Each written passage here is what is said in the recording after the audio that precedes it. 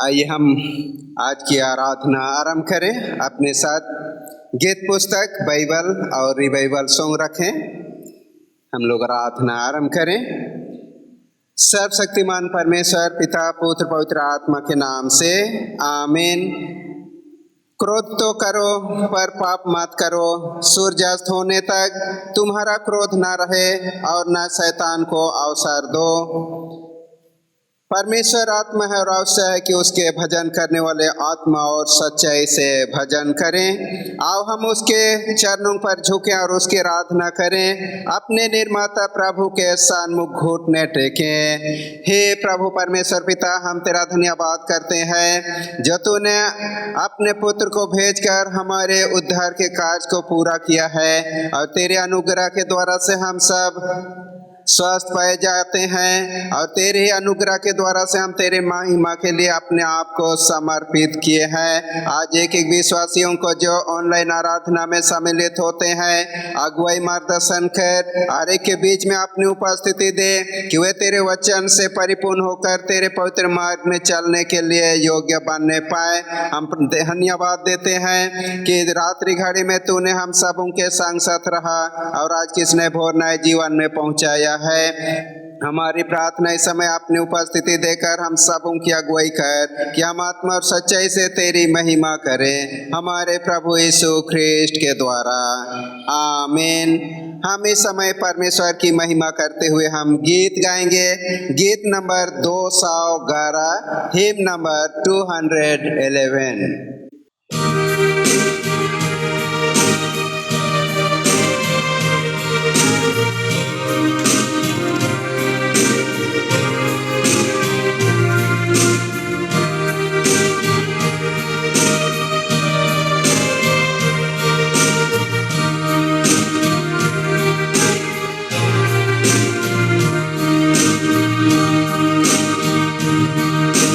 जो न जलता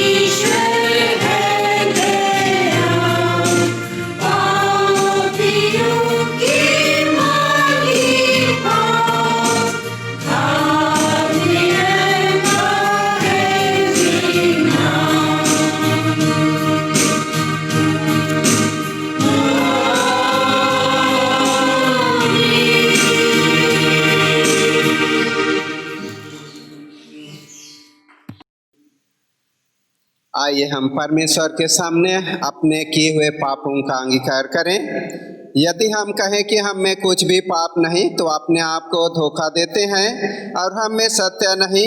यदि हम अपने पापों को मान लें तो हमारे पापों को क्षमा करने और हमें सब अधर्म से शुद्ध करने में विश्वास योग्य और धर्मी है। इसलिए हम सर्वशक्तिमान परमेश्वर के सन्मुख अपने किए हुए पापों का अंगीकार प्रभुज क्रम संख्या 19 को हम एक साथ प्रार्थना करें। हे सर्वशक्तिमान परमेश्वर, हमारे स्वर्गीय पिता, हमने मन वचन और कर्म से तेरे विरोध और अपने साथियों के विरोध पाप किया है। हमने अपनी अज्ञानता और दुर्बलता के कारण और जानबूझकर ही बुराई की है और भलाई करने में असफल रहे हैं। इन सब पापों के लिए हम सचमुच खेदित हैं और अंतःकरण से पश्चाताप करते हैं। तेरे पुत्र यीशु ख्रीष्ट ने हमारे लिए अपने प्राण दिए, उसी के कारण हमने जो पाप किया उनको क्षमा कर और यह वर दे कि भविष्य में हम नया जीवन पाकर सदा तेरी सेवा करें, ताकि तेरे पवित्र नाम की महिमा हो। आमीन। सर्वशक्तिमान परमेश्वर उन सबको क्षमा करता है जो अपने साथियों को क्षमा कर तो सच्चा पश्चाताप करते हैं। वह आप पर दया करे, आपके सब पापों को क्षमा करे और उन सब सबों को छुटकारा दे, सब भले कामों में आपको स्थिर और सबल करे और शाश्वत जीवन में बनाए रखे। आमीन। परमेश्वर का धन्यवाद हो। हम प्रार्थना करें। हे प्रभु हम पर दया कर, हे ख्रिस्त हम पर दया कर, हे प्रभु हम पर दया कर। हे हमारे पिता, तू जो स्वर्ग में है, तेरा नाम पवित्र माना जाए, तेरा राज है। तेरी इच्छा जैसे स्वर्ग में पूर्ण होती है वैसे पृथ्वी पर भी हो। हमारे दिन भर की रोटी आज हमें दे और हमारे अपराधों को क्षमा कर जैसे हमने भी अपने अपराधियों को क्षमा किया है, और हमें परीक्षा में ना डाल परंतु बुराई से बचा, क्योंकि राज पराक्रम और महिमा अब और सर्वदा तेरी ही है। आमीन। इस समय हम परमेश्वर का वचन पाठ सुनने से पहले हम रिवाइवल सॉन्ग से गीत गाएंगे। गीत नंबर 78 78।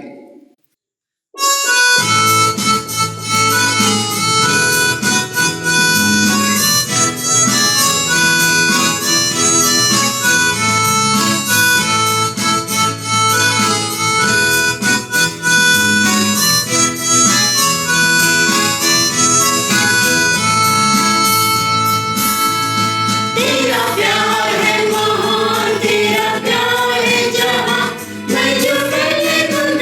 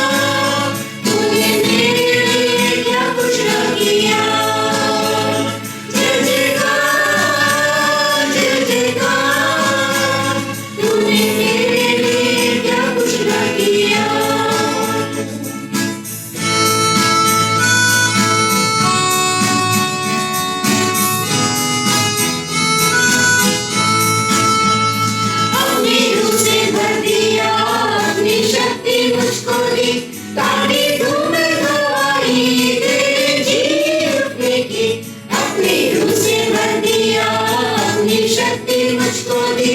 ताली धूम गवाई तेरे जी उठने की, क्यों ना बोलूं फिर मैं तेरी जय जयकार, क्यों ना बोलूं फिर मैं तेरी जय जयकार।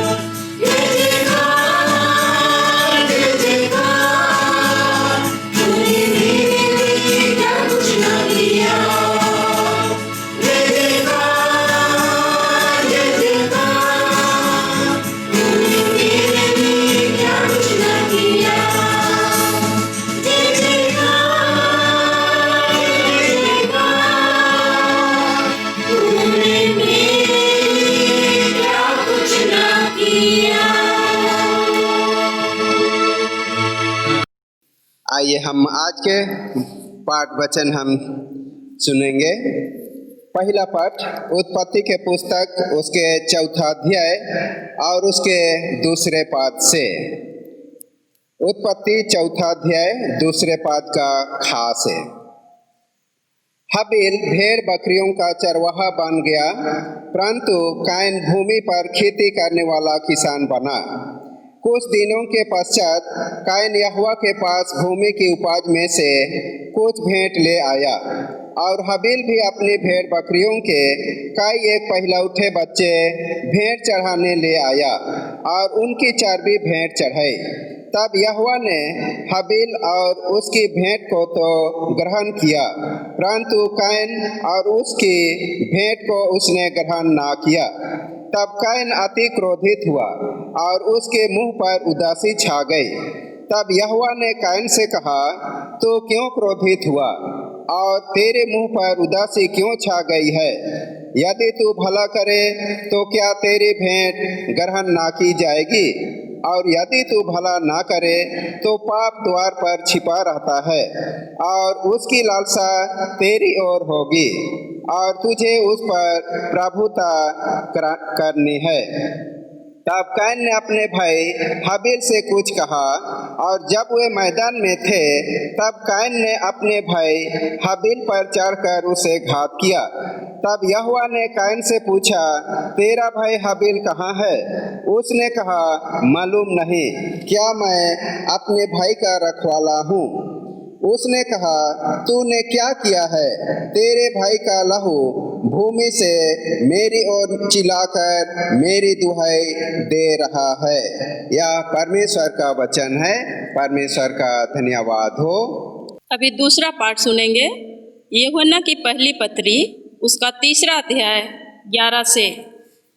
क्योंकि जो समाचार तुमने आरंभ से सुना वह यह है कि हम एक दूसरे से प्रेम रखें और कायन के समान ना बने, जो उस दुष्ट से था और जिसने अपने भाई को घात किया। और उससे किस कारण घात किया? इस कारण कि उसके काम बुरे थे और उसके भाई के काम धर्म के थे। हे भाइयों, यदि संसार से बैर करता है तो अचंभा न करना।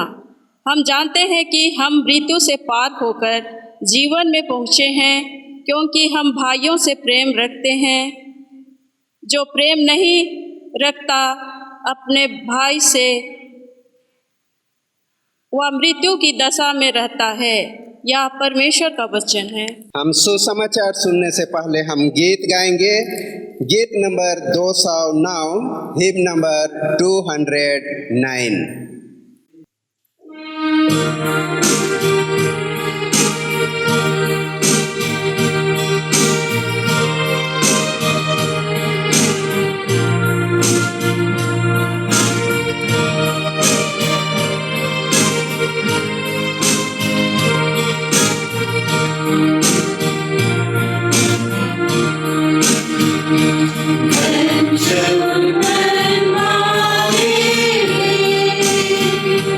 ईश्वर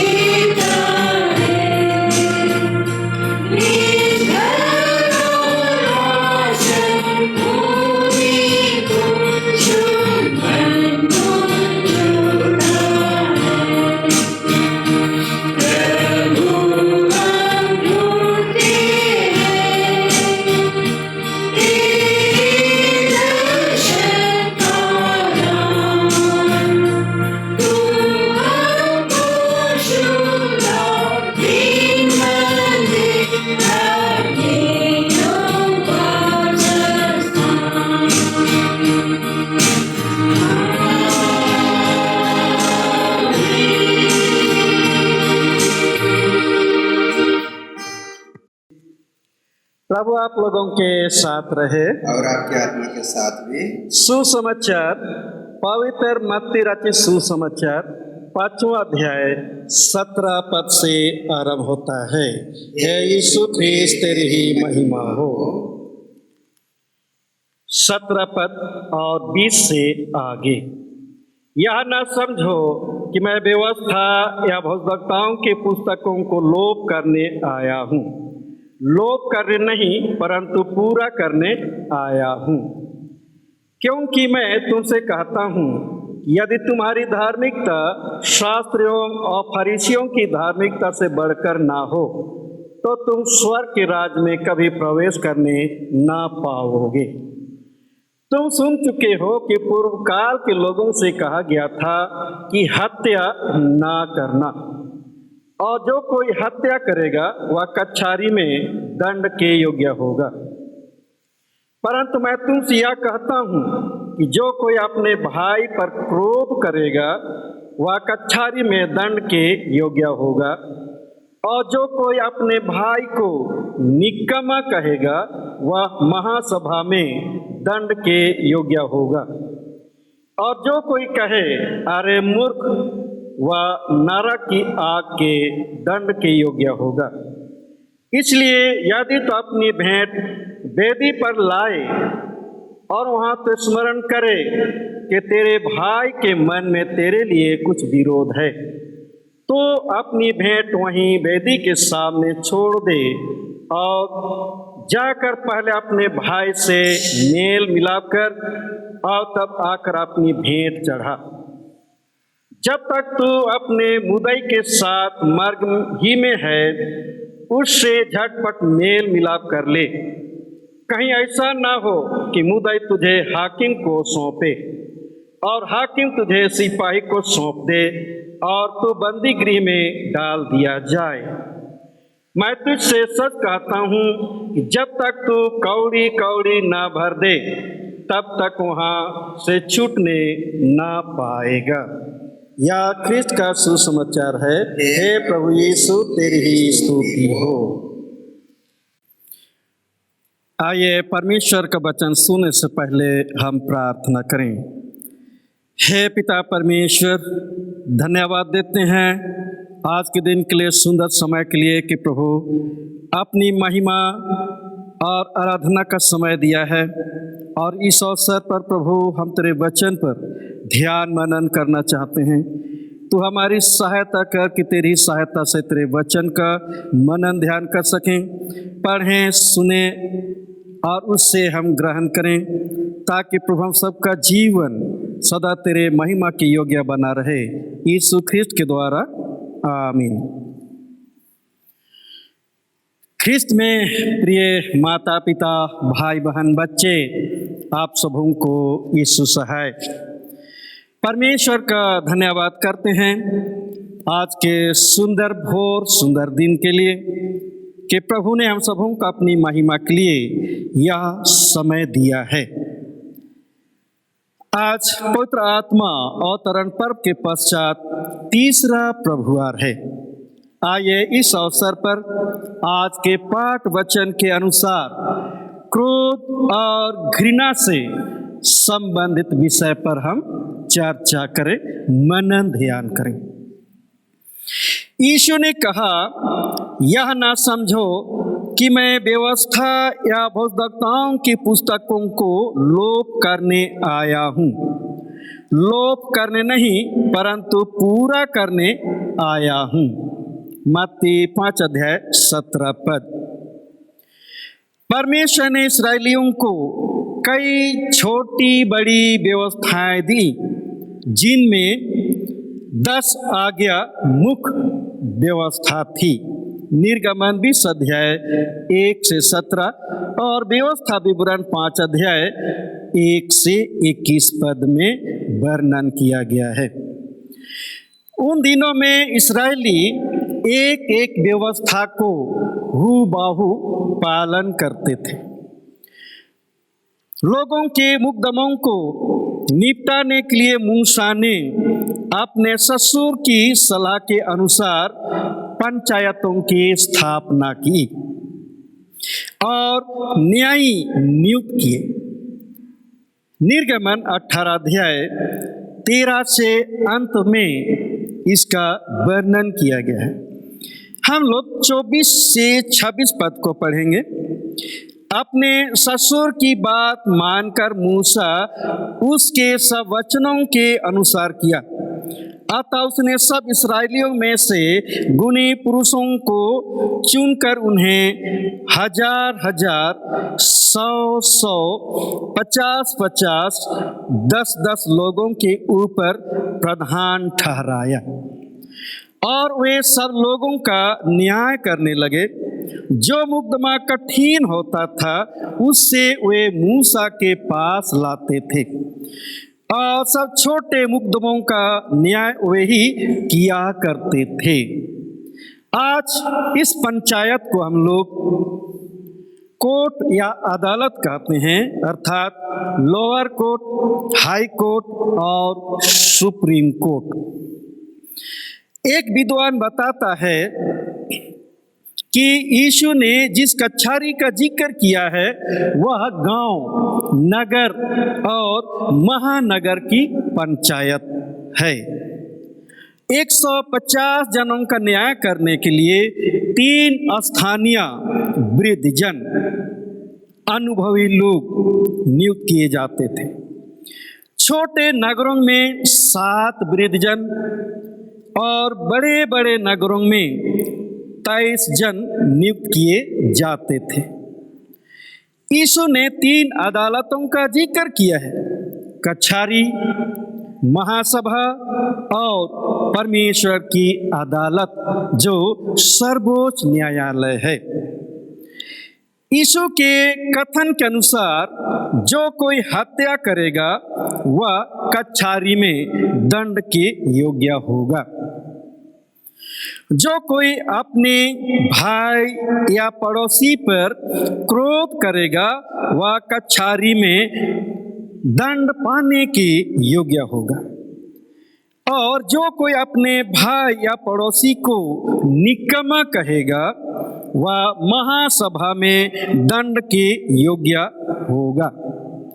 और जो कोई अपने भाई या पड़ोसी से कहेगा अरे मूर्ख, वह नरक की आग के दंड के योग्य होगा।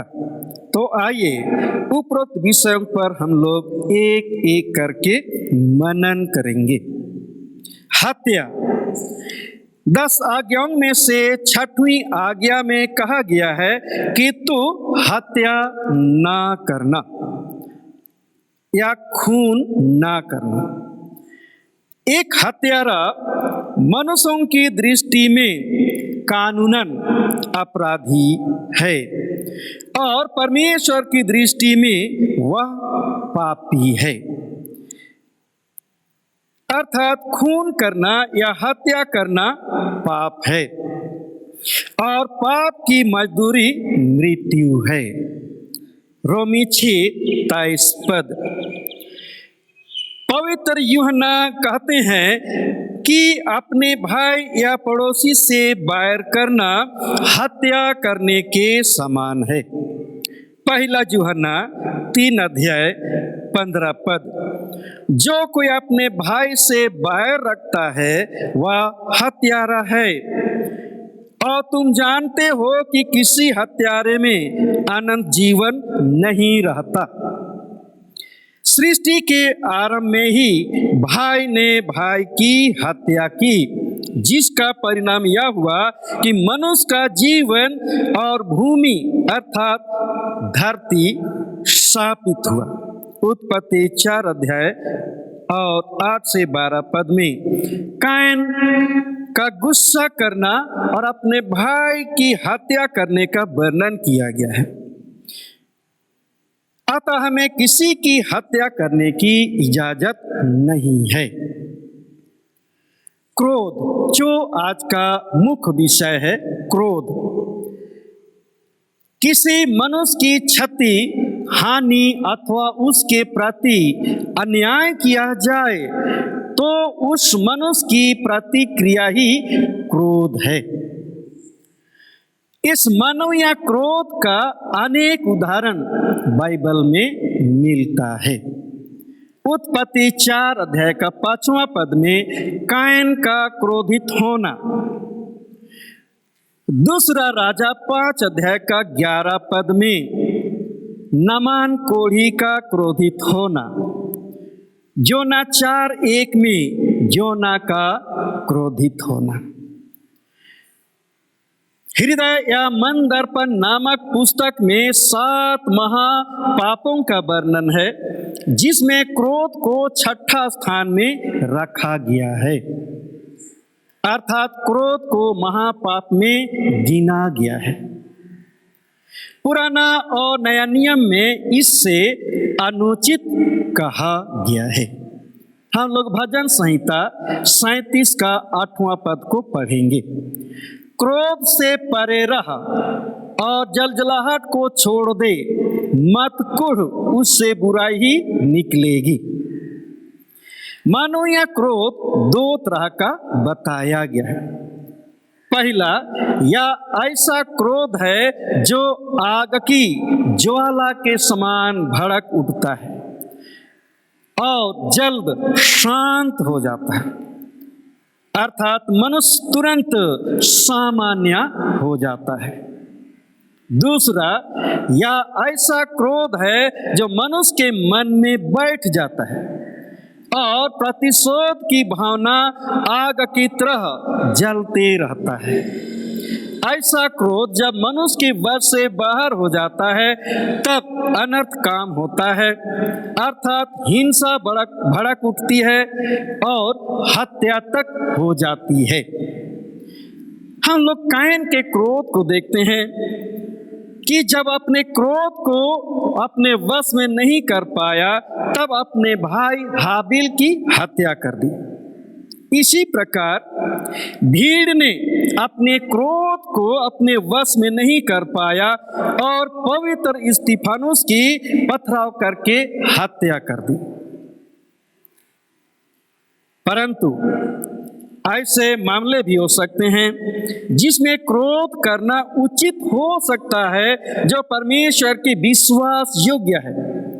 उन्हें हर एक पाप के प्रति, चाहे यह पाप परमेश्वर से विद्रोह हो या किसी अन्य व्यक्ति के प्रति कोई अनुचित कार्य हो, क्रोध प्रकट करना चाहिए या अन्याय का विरोध करना चाहिए। निर्गमन की पुस्तक 16 अध्याय और उसका 20 पद में मूसा ने इस्राएलियों पर क्रोधित होकर उनको डांटा, इसलिए कि परमेश्वर की आज्ञा के विरोध में उन्होंने मन्ना को रखा और वह सुबह तक सड़ गया। निर्गमन 32 अध्याय 19 पद में परमेश्वर की आज्ञा के विरोध में इस्राएलियों ने एक मूरत के सामने नाच डेक किया, आनंद मनाया। तब मूसा क्रोधित हुआ और उसने मूरत को नाश कर दिया और अपने लोगों को डांट फटकारा। परंतु इसलिए कि सब में मानवीय स्वभाव है, इसलिए हर एक व्यक्ति के लिए यह कठिन है कि क्रोध करने के बाद वह परमेश्वर द्वारा ठहराई गई सीमा का उल्लंघन ना करे। भजन संहिता 4 और 4 पद में कांपते रहो और पाप मत करो, अपने अपने बिछाने पर मन ही मन सोचो और चुपचाप रहो। मूसा भी ना चाहते हुए कई बार इस्राएलियों पर क्रोधित हुआ और जिसका परिणाम उनको हानि उठाना पड़ा। इसीलिए पवित्र पौलुस कहता है, क्रोध तो करो पर पाप मत करो, सूर्य अस्त होने तक तुम्हारा क्रोध ना रहे। इफिसी 4 का 26 पद। याकूब भी कहता है, पहला अध्याय 20 पद में, क्योंकि मनुष्य का क्रोध परमेश्वर के धर्म का निर्वाह नहीं कर सकता। अतः मनुष्य को क्रोध होने से अपने को बचाने की आवश्यकता है। अतः ख्रिस्त विश्वासियों को क्रोध रूपी पाप से बचने के लिए धैर्यवान, नम्र, सहनशील और क्षमाशील होना आवश्यक है। हम लोग इसी क्रम में दूसरा शब्द देखेंगे, निकम्मा। यीशु को किसी को निकम्मा कहना क्रोध और घृणा का ही फल है। मूल यूनानी में निकम्मा के लिए राग का शब्द आया है। इस शब्द में बोलने के स्वर या आवाज की अभिव्यक्ति अधिक है। इसमें तिरस्कार और नफरत का भाव अधिक है। बहुत लोग अपनी सुंदरता पर, अपने धन संपत्ति पर, कोई अपने पद, अपने ज्ञान और बुद्धि पर घमंड करता है, और बहुत लोग अपने आप पर घमंड करता है, और जिनको वे नापसंद करते हैं या नफरत करते हैं, उनके लिए वे नीचा दिखाने के लिए उनको निकम्मा शब्द करके, निकम्मा कह करके उनको नीचा दिखाने का प्रयत्न करते हैं। अर्थात जिसको मनुष्य नहीं पसंद करता है या जिससे उनको नफरत है, उसको वह निकम्मा कहता है। यहाँ समौन बिन एलियाजर जो एक राबी था, उसके विषय में बताया गया कि वह एक बुद्धिमान व्यक्ति था, अपने आप को बुद्धिमान समझता था। जैसे वह घर से निकला, एक बदसूरत आदमी उसको मिला और उसने उसको कहा, हे रबी, तुझे प्रणाम। किंतु रबी उसे नफरत करता था, चूंकि वह बदसूरत था। उससे कहा, हे बदसूरत, हे निकम्मा, तू मेरे सामने क्यों आया?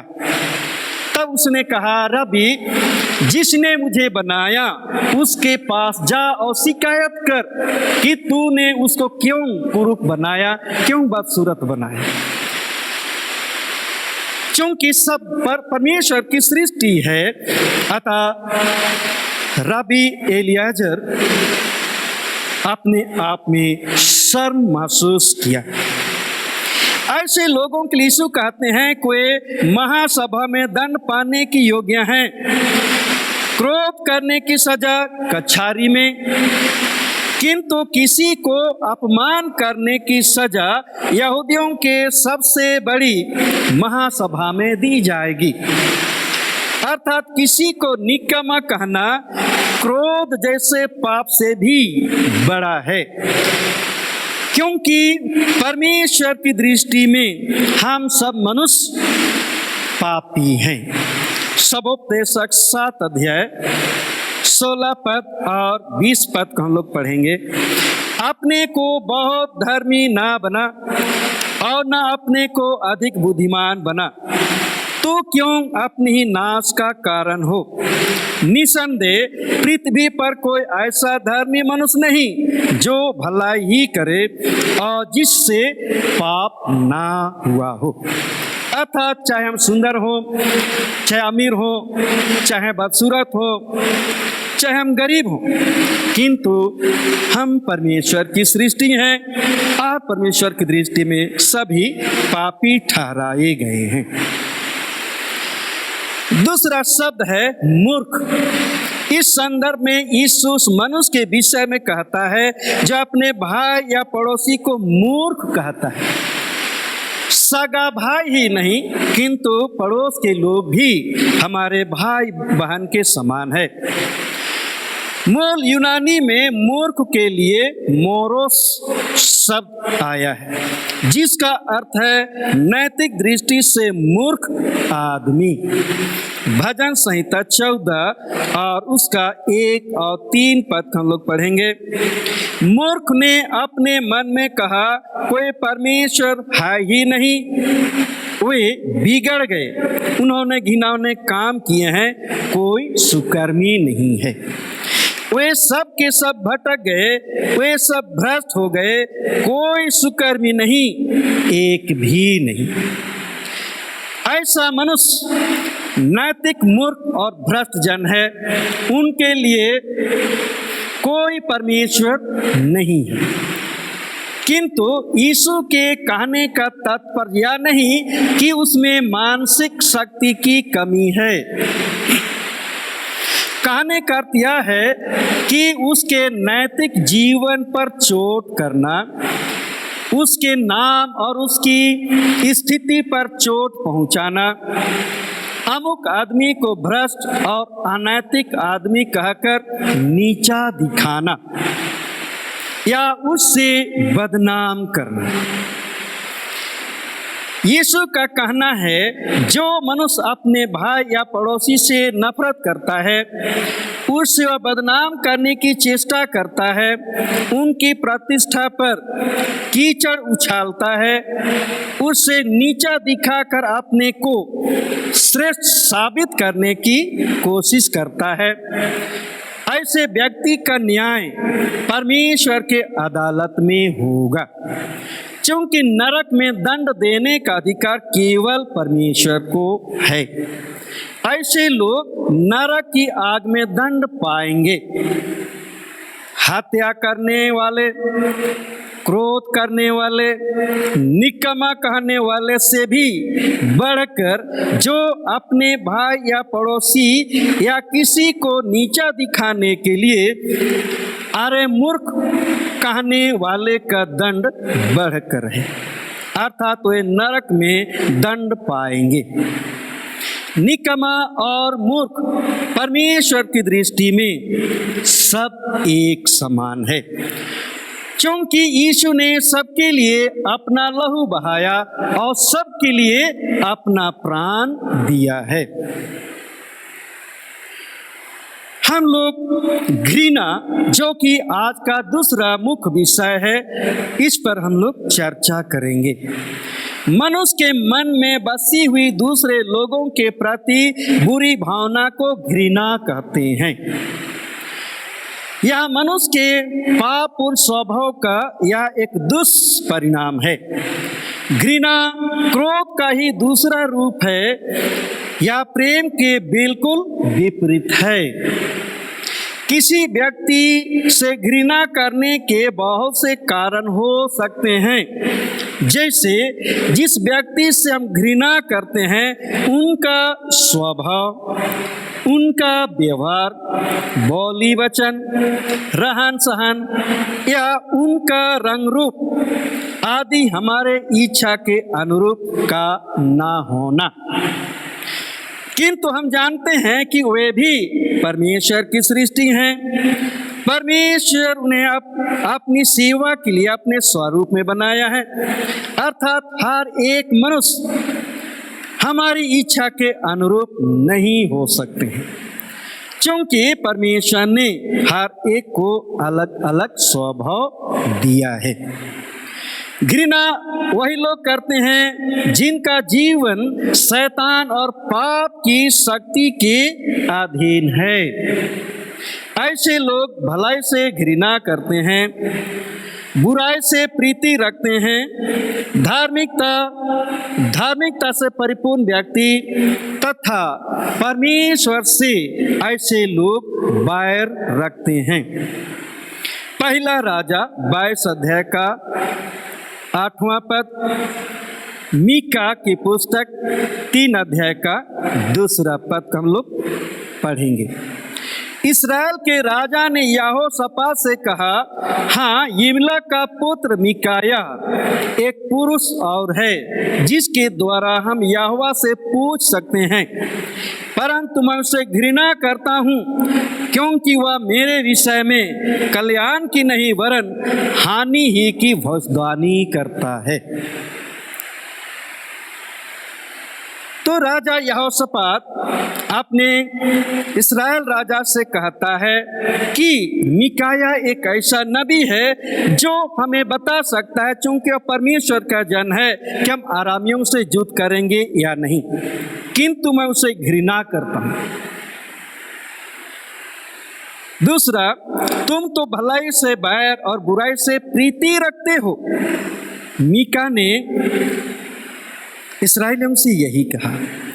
बाइबल हमें सिखाती है कि मसीह विश्वासियों को लोगों से घृणा नहीं करनी चाहिए, चाहे शत्रु या हमसे घृणा और बैर रखते हैं।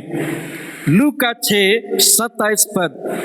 परंतु मैं तुम सुनने वालों से कहता हूँ कि अपने शत्रुओं से प्रेम रखो, जो तुमसे बैर और बुराई से घृणा, जो तुमसे बैर करें उनका भला करो। हम विश्वासियों को पाप और बुराई से घृणा करनी चाहिए, जैसे परमेश्वर इससे घृणा करता है। भजन संहिता 97 का 10वां पद। यहोवा के प्रेमियों, बुराई से घृणा करो। यशायाह 61 का 8वां पद। क्योंकि मैं यहोवा न्याय से प्रीति रखता हूँ, मैं अन्याय और डकैती से घृणा करता हूँ। अतः हमें मनुष्यों से नहीं, पर उनकी बुराई और पाप से घृणा हमें करना चाहिए। क्रोध और घृणा का ही परिणाम है कि मनुष्य किसी की हत्या करता है, किसी को निकम्मा कहता है और किसी को मूर्ख कहता है, जिसका परिणाम मनुष्य या परमेश्वर के न्यायालय में दंड पाता है। परमेश्वर का क्रोध और घृणा मनुष्य के क्रोध और घृणा से बिल्कुल भिन्न है। वह मनुष्य से नहीं, वरन मनुष्य के पाप और घृणा और बुराई से वह घृणा करता है। अर्थात परमेश्वर मनुष्य नहीं, वरन मनुष्य के पाप और उनकी बुराई से घृणा करता है। परंतु परमेश्वर दयालु और अनुग्रहकारी है, मनुष्य को सुधरने का एक समय देता है। जब मनुष्य अपने आप को सुधारने से इनकार करता है, तब परमेश्वर का कोप हम मनुष्यों पर भड़कता है और हम मनुष्य को वह नाश करता है। हम लोग उदाहरण के लिए स्मरण करें, नूह के दिनों में सुधारने का मौका दिया गया, उन्होंने अपने आप को नहीं सुधारा, परमेश्वर उनको नाश किया। सदोम अमोरा के लोगों को सुधारने का मौका दिया, अपने आप को नहीं सुधारा, उनको नाश कर दिया गया। और निनवे के लोगों को भी सुधारने का अवसर दिया गया, किंतु उन्होंने परमेश्वर का भय मानते हुए अपने आप को सुधारा और वे नाश होने से बचा लिए गए। हम मनुष्य को हानि नहीं पहुंचा सकते, किंतु परमेश्वर हमें नाश कर सकता है, क्योंकि हम उनकी सृष्टि हैं। उनको हमें नाश करने या दंड देने का अधिकार है। तो मेरे प्रियो, आज हमने जिन वचन को सुना, हमें ध्यान से मनन करने की आवश्यकता है और पाप और घृणा रूपी पाप से अपने आप को बचाने की आवश्यकता है, ताकि हम प्रभु की दृष्टि में दंड पाने के योग्य नहीं, किंतु हम उनके संतान होने पाए।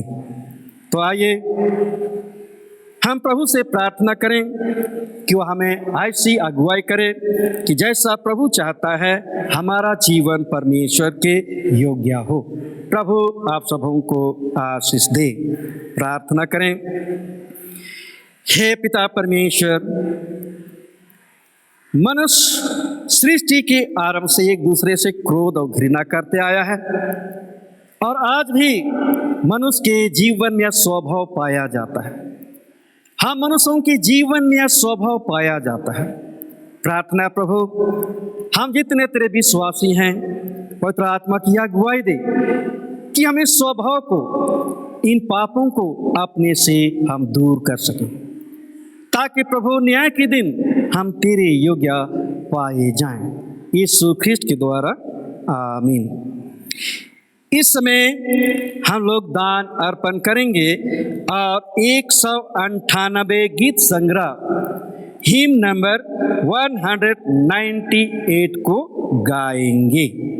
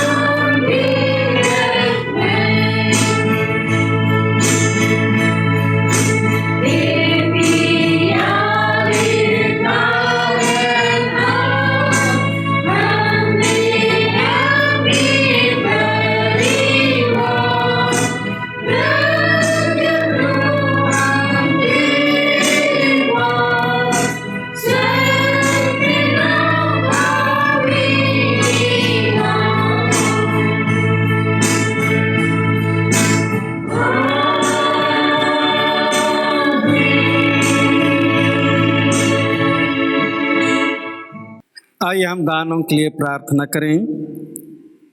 हे पृथ्वी और स्वर्ग बनाने वाले, मनुष्य जाति को बनाने वाले परमेश्वर, तूने सृष्टि के आरंभ में मनुष्य जाति के जीवन के लिए सब कुछ प्रबंध किया और आज प्रभु तेरे आशीषों को हम स्मरण करते हैं कि तूने हम सबों को आज का दिन और इस घड़ी तक अपनी सुरक्षा में रखा, अपनी आशीषों की भरपूरी दिया है। और पिता परमेश्वर, जो कोई तूने हमारे जीवन के लिए दिया है उसी धन संपत्ति में से तेरी महिमा के लिए जो कुछ प्रभु हम तेरे निकट लेकर आते हैं उस पर तेरी आशीष हो, वह कलीसिया के काम में लाया जाए, कलीसिया की उन्नति हो और तेरी महिमा हो। जिन्होंने अपनी मुट्ठी खोल कर प्रभु तेरे नाम से दान दिया है, देने वाले हाथों को, उनके जीवन, उनके परिवार को तू आशीषित कर। और जिस भंडार से उन्होंने दिया प्रभु, उनके भंडारों को तू ही भरा पूरा बनाए रख, ताकि पिता परमेश्वर उनके द्वारा सदा तेरी महिमा, तेरा ही धन्यवाद हो, हमारे प्रभु यीशु ख्रिस्ट के द्वारा, आमीन। इस समय हम लोग प्रेरितों के विश्वास वाक्य को एक साथ कहेंगे। मैं सर्वशक्तिमान पिता, स्वर्ग और पृथ्वी के सृष्टिकर्ता परमेश्वर पर विश्वास करता हूँ। मैं उसके इकलौते पुत्र हमारे प्रभु यीशु ख्रिस्त पर विश्वास करता हूँ।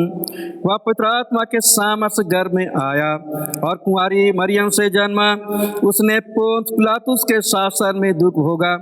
वह क्रूस पर चढ़ाया गया, मारा और गाड़ा गया और मृतकों के लोक में उतरा।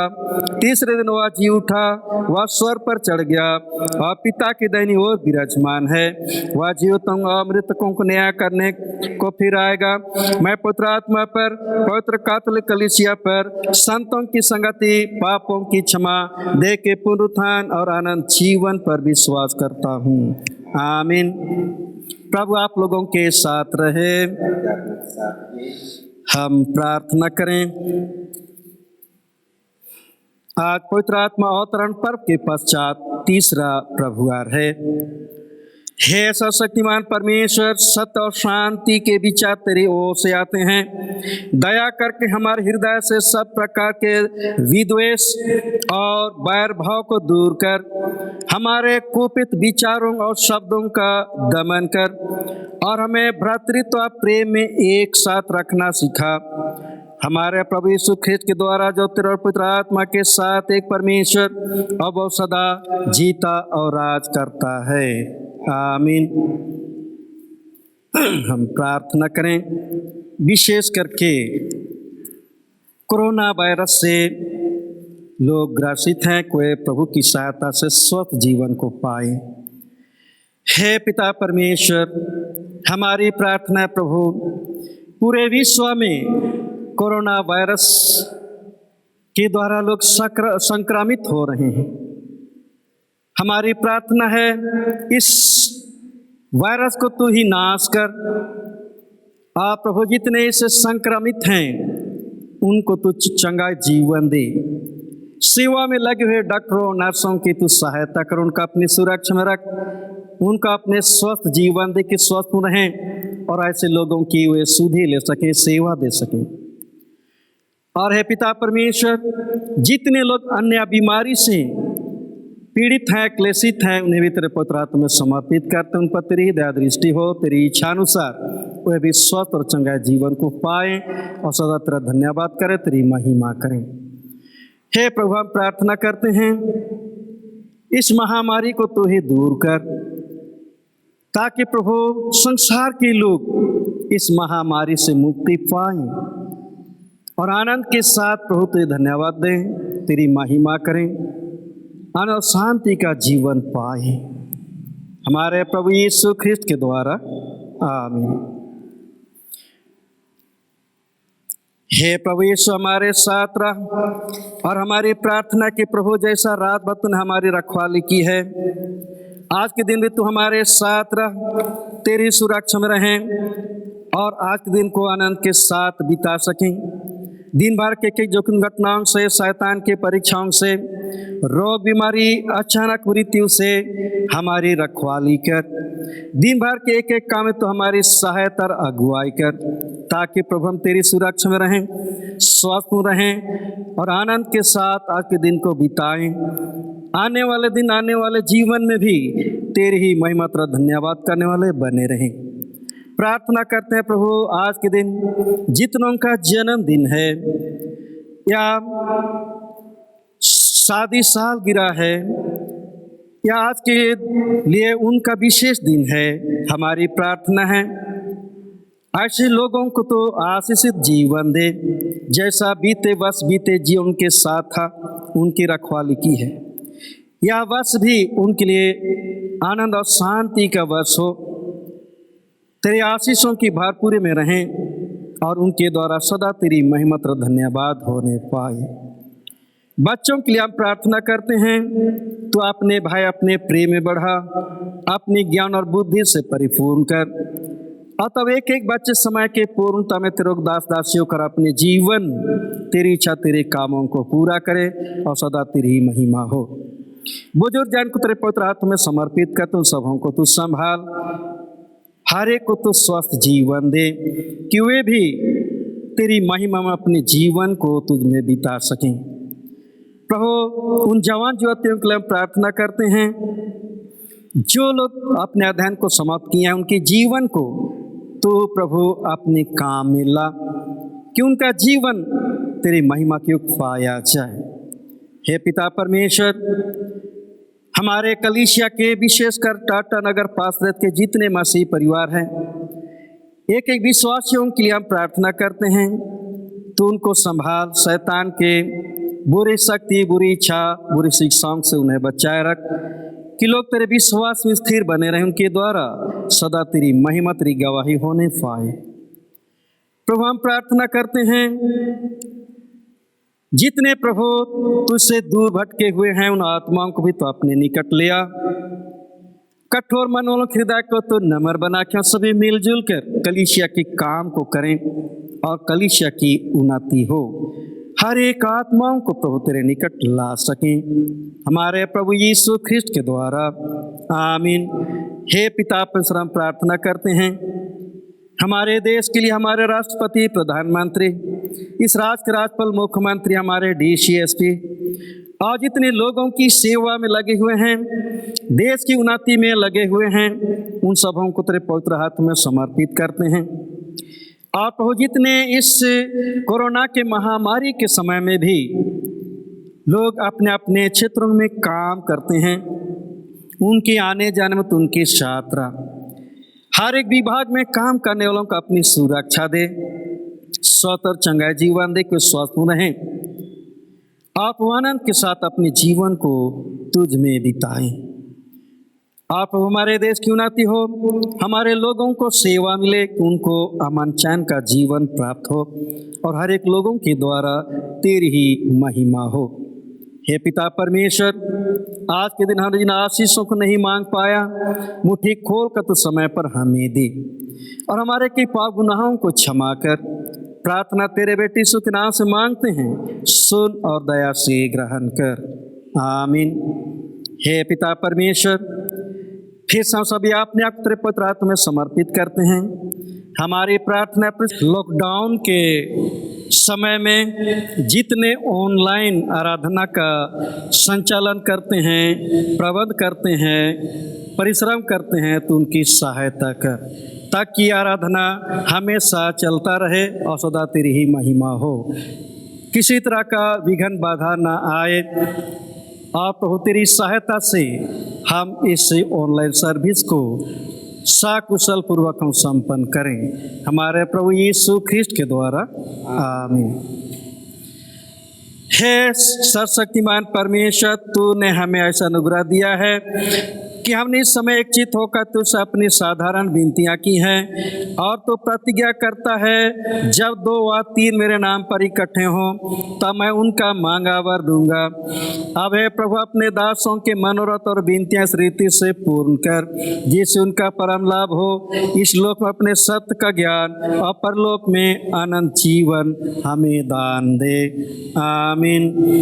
अब सर्वशक्तिमान परमेश्वर पिता, पुत्र, पवित्र आत्मा की आशीष सब पर हो और आप सबों के साथ सर्वदा रहे, आमीन। सबको यीशु सहाय।